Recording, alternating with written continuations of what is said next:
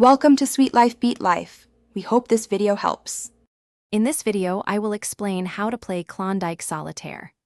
This classic card game challenges you to sort a standard deck of 52 cards into 4 foundation piles, one for each suit.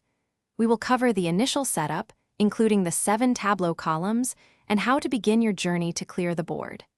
Get ready to learn the fundamentals and enjoy this timeless puzzle. The tableau is your primary playing area, consisting of 7 columns where cards are built in descending order and alternating colors. Only the top card of each column is face-up at the start. The remaining cards form the stock pile. When you run out of moves on the tableau, you can draw cards from the stock, usually 1 or 3 at a time, to reveal new options and keep the game flowing.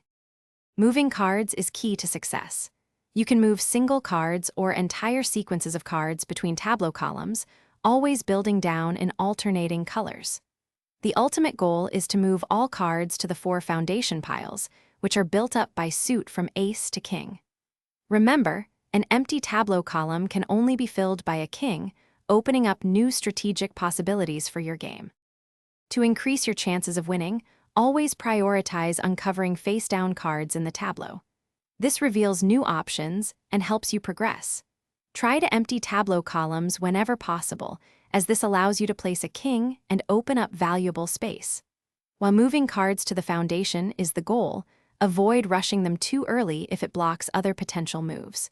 Patience and planning are crucial. Thanks for watching. Consider subscribing if we helped you.